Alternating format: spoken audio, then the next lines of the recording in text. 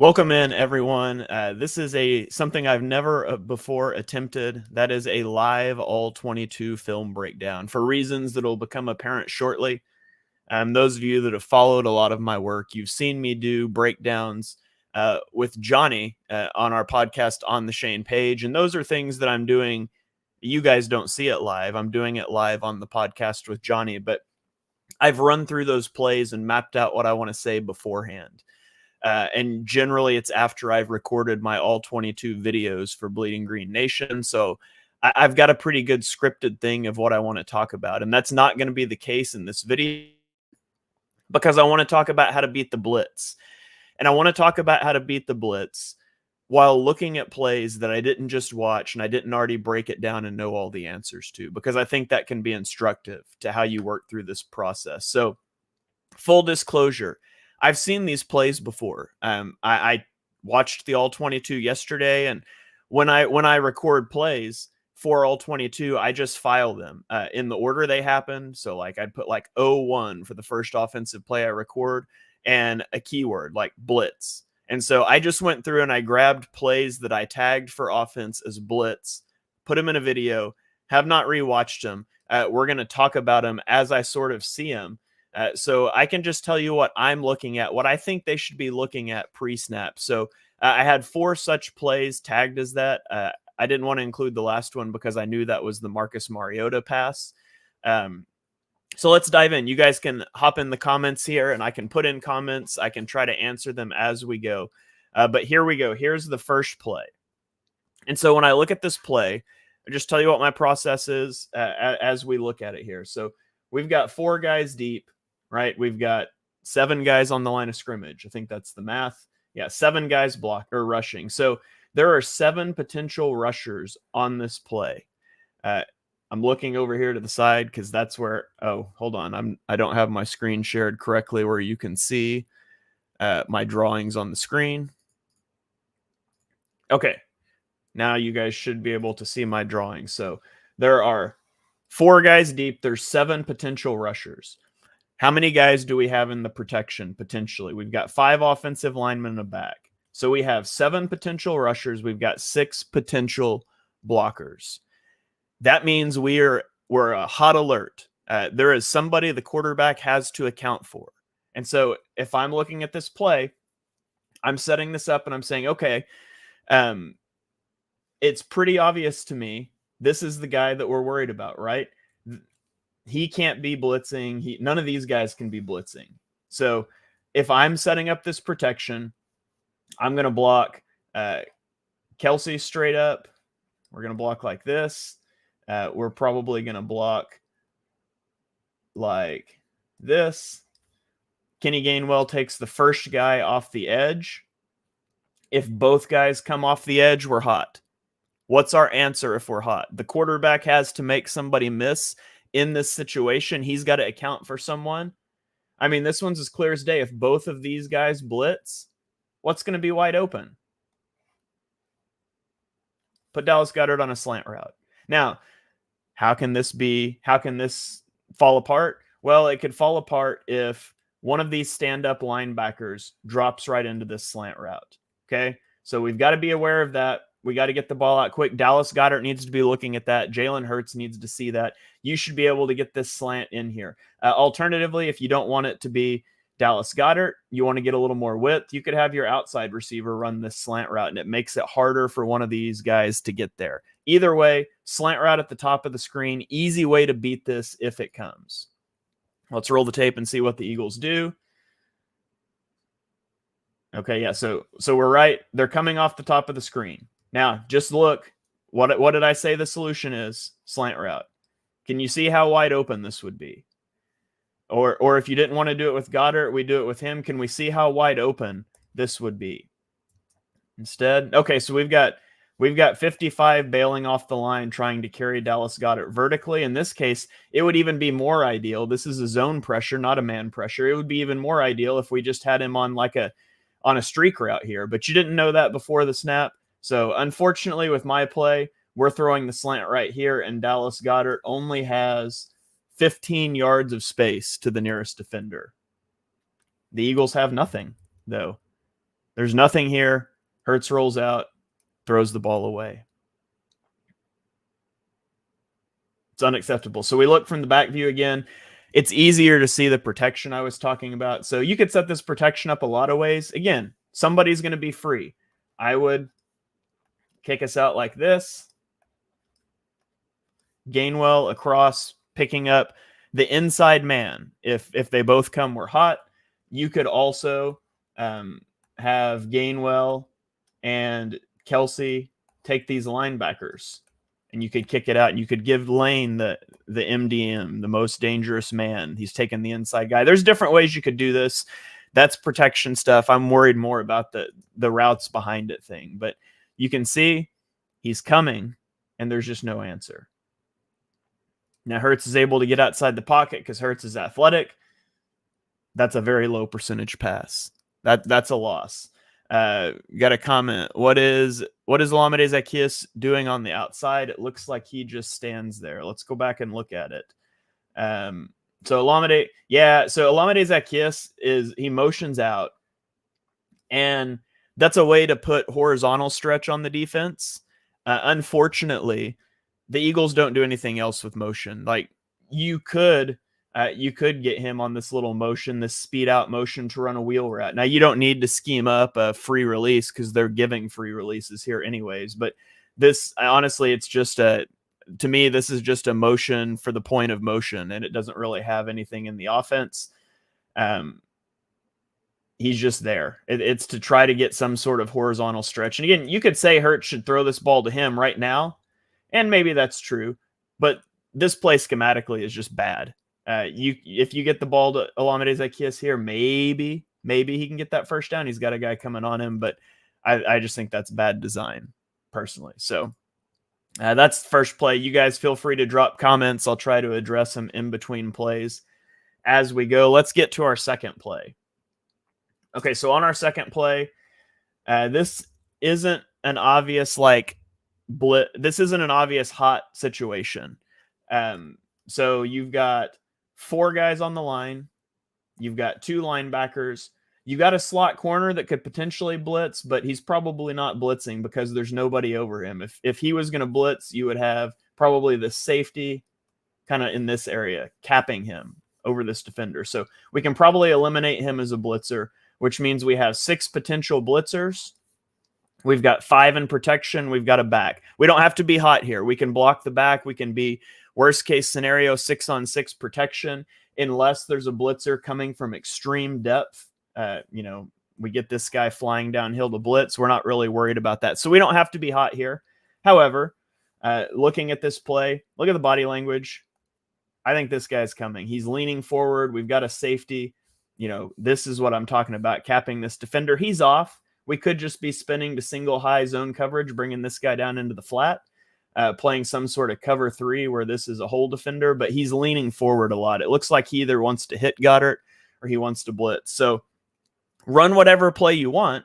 I would just have a side adjust built into this play to tell Dallas Goedert, if this guy lined up across from you blitzes, just turn around. You could run this, you could run this on a slant. You could call it a curl. You could just call it a run your route, run straight up the seam, but be looking over your shoulder. Don't stop, and you can catch this ball. But I'm sure the Eagles aren't going to do that. Again, you don't have to be hot here. Yeah, look, this guy's coming. We can see it already here at the snap of the ball. So look if we did what I said. Hurts is opened up this way. Imagine Goddard is taking one more step and looking over his shoulder, and the ball is on him. You throwing right now, the ball is on Goddard right now, and he's moving full speed ahead at a safety at what? Let's call this the 29-yard line. So he could catch the ball right here, moving full speed at the safety. Maybe he breaks a tackle. He's good at breaking tackles. We could maybe get a big gain here. Instead, it looks like he's throttling down. Yep, we run the out route. So what I said is we're catching the ball at the 29-yard line. Let's go back here.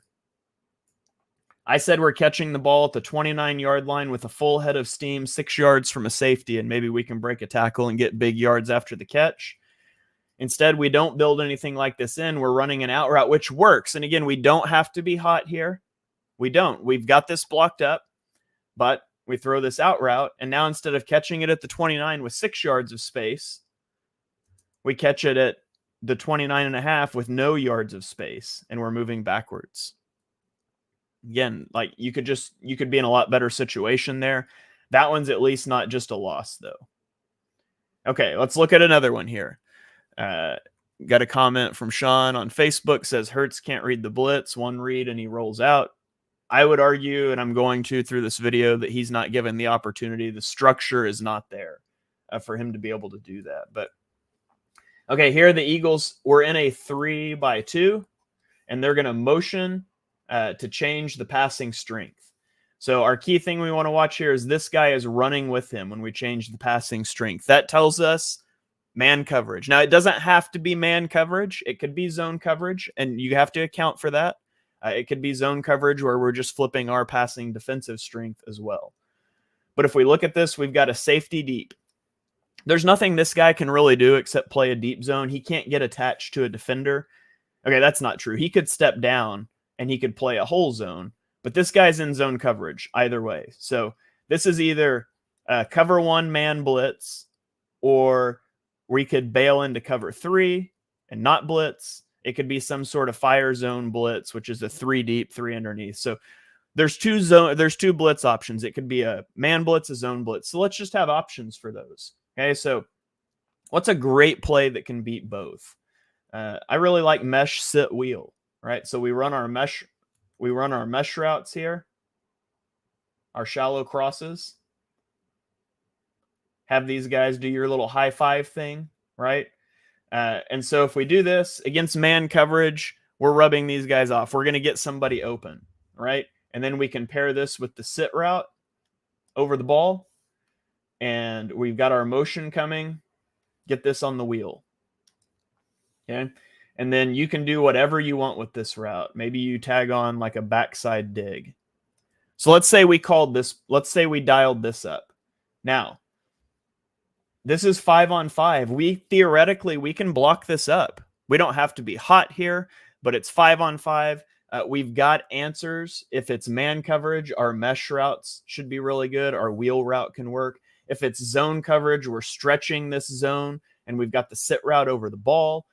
We could maybe try to throw a dig route. If it is a single high safety zone look, we can run this dig underneath. We're occupying the underneath defenders. So against man, let me draw this this way. Against man, we've got our red routes.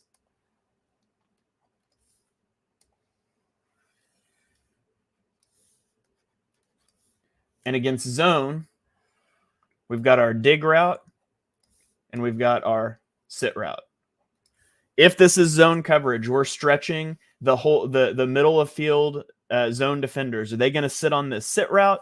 Are they going to sink to this? We can throw the sit. So this is workable. Let's see what the Eagles do. Okay, so it is just a 5-man blitz. It's zone coverage, or excuse me, it's man coverage. So now we know we're going to run our mesh concept, right? And we're going to get these guys open by interfering with the routes. This is the dislocated finger play. So what do the Eagles do? The Eagles try to run crash, which is the in route and the corner route. The problem being your primary on this is right here, and it's not your wide receiver 1 or 2. Then you want to go to this corner route, and this corner route's kind of deep. The offensive line really messes up this protection. We've also got Julio Jones here running a sit route against man coverage. Like a sit route against man coverage will never be open. Kenny Gainwell's just motioning over here because the Eagles, when they motion, they don't do so with a plan. And then the Eagles don't block this up well. Jalen Hurts gets hit as he throws. It's a disaster. Let's see what went wrong from a protection standpoint. We've got 58 looping, and Kelsey tries to get to him. Yeah, that's just bad. Like, we need to be passing this off when we get this looper. I would say this is on Jordan Mailata. Jordan Mailata and Landon Dickerson probably need to exchange this here. It looks like the Eagles want to have Kelsey use his athleticism and just get outside. You could do it that way, but he gets caught up. So that's poorly executed up front. it could have also just been drawn up a whole lot better on the chalkboard, in my opinion. Got another comment on Facebook here before we get into our last play. You guys drop comments, questions if you have them. I'll try to answer them. Why can everybody see the issues, but Brian Johnson can't? It's like he makes zero, I think that's supposed to say, adjustments. I posted a thread about this on Twitter. I really think this is a schematic thing from the top down. I think the Eagles think that they can hunt big plays against the blitz. And to a certain extent, that's true. If you don't have, if you're rushing extra guys, if you can make that guy miss, like here, let me run back to this first play. Hurts makes this first guy miss, right? He gets away from the free runner and gets outside the pocket. And now all of a sudden you've got numbers to push the ball downfield. Unfortunately, it just doesn't work that way. The Eagles are bad at scramble drill, and you can't live outside of structure. You just need to have structural answers. And so I think that's honestly the biggest problem for this team when it comes to dealing with the blitz. So let's get into the last play here. Again, so we can look at this. Who are the potential blitzers here? We've got 1, 2, 3, 4, 5. We've got 6 on the line. We've got 6. This guy could also be a blitzer. And that's really it. You could do something like super funky where we bring an extra guy off of this side, but then you'd have 2 free receivers. That's probably not going to happen. The Eagles have, they also have 6 on the line here, plus 1 in the back. So you don't have to be hot here. If you want to max protect, you can guarantee that you've got the right number of bodies. But let's think about what this could be. Again, we've got a single high safety. So we can be cover 1 man. We could be cover 3 zone where we're bailing out. We've got a deep zone. We've got a flat route. We've got a flat, and we've got, some combination of 2 guys bailing off, or we can be in some sort of fire zone blitz. So again, there could be 2 different blitz options here. So let's think through the options. What do we want to do if it's a man blitz? Let's think about that first. So if this is a man blitz, I look at this matchup right here. I've got Dallas Goedert as the point man in a bunch, and the corner has outside leverage. So I think slant route. Okay. Or we can do the same thing we talked about earlier. You can break this off at whatever angle you're comfortable with to get upfield, but you should be able to get an inside release here on an inside route. Now, that dies if we're bailing guys off the line of scrimmage.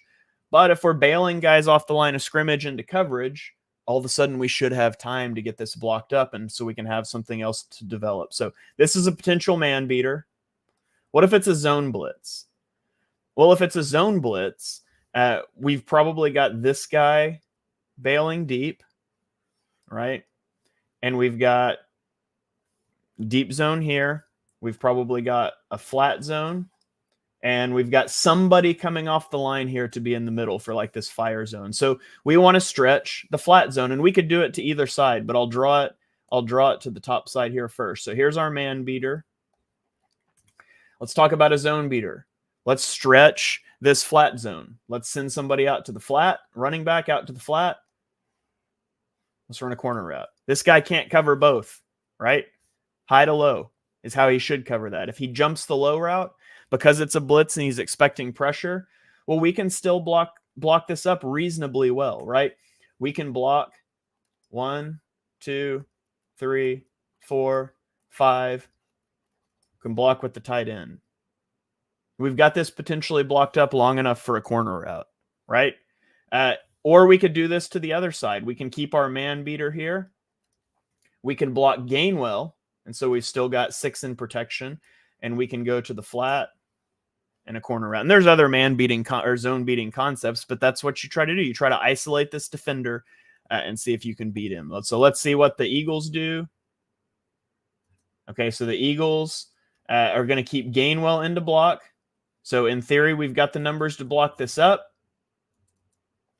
Wait, we don't. What happened? Let me rewind. So we have the safety walking down.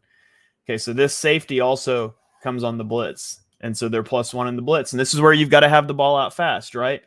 I'm going to guess that, yeah, this looks like man coverage. This guy is probably, let's back it up again. This safety is green dogging, would be my my guess here. He's your green dog, which means he's in man coverage on the running back if he went out. Since he doesn't, he's blitzing. So we're still +1 on the blitz. So man coverage. Let's see if my slant route to Dallas Goedert's open. You tell me. Can Hurts make this throw if this is a slant and we're looking for it? It's not rocket science. Like, it's really not. It does not have to be this difficult to beat the blitz. But where is Hurts supposed to go with this ball? It looks like they want to try to run something right here. This is maybe their man beater. He doesn't do a good enough job of pushing this vertically. He doesn't create any separation. Hurts could try to tag this in here on the hash. Like, I would rather him do that than what he does. But I don't know. Like, Dallas Goedert's your best route runner on the field.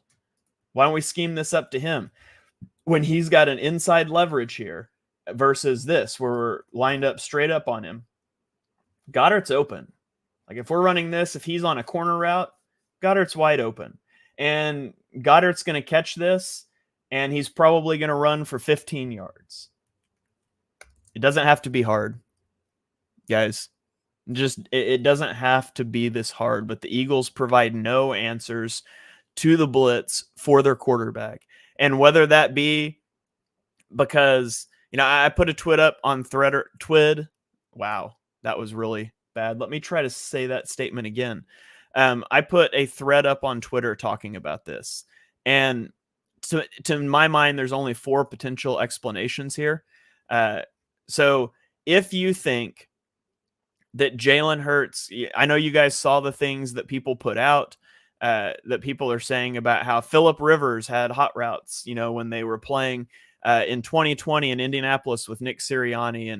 And yeah, I mean, I can confirm from film that Hurts and Phillip Rivers are different quarterbacks. Like, yes.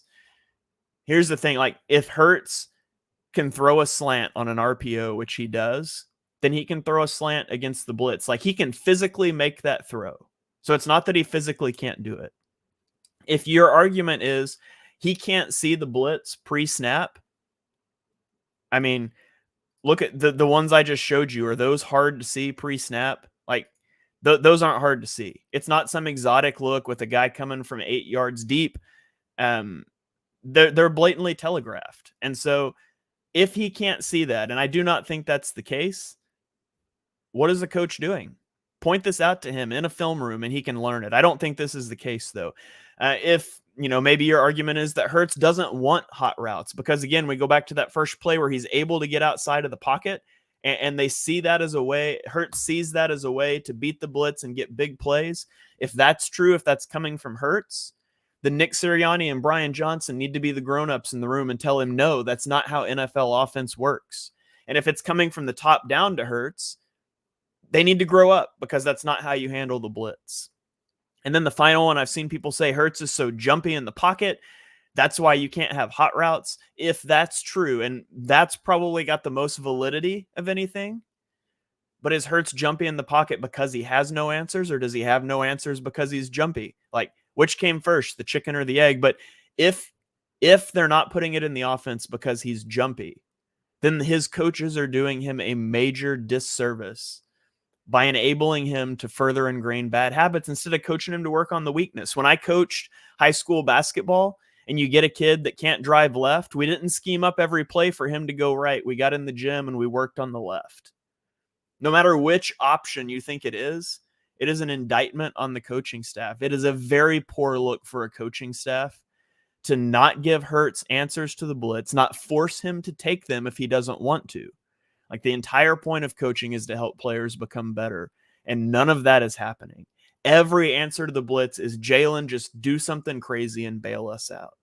So anyways, there we go. First ever live film breakdown, because I wanted to be able to talk through these plays as I did them with you guys without, to the best, these plays are familiar to me, but without knowing exactly what's happening because I just watched it. So you guys let me know if you liked this.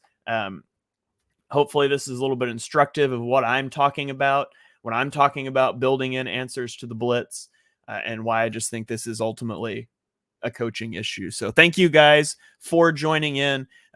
some comments here rolling in from Gerald. Appreciate you joining. From Christopher, love your content. I screenshot your stuff to my buddy all day Monday. You guys are the best. I really enjoy what I get to do. Anthony, thanks for stopping by. I love getting to do stuff like this and interact with you guys. So it truly makes my day. And I know that's lacked a little bit on Twitter as I've been trying to move and a lot of things going on the last week or two. But thank you guys for joining in. If you've got questions watching this on archive, feel free to DM me, to tag me in comments, and I'll try to get back with you guys. So I'll catch you guys next time.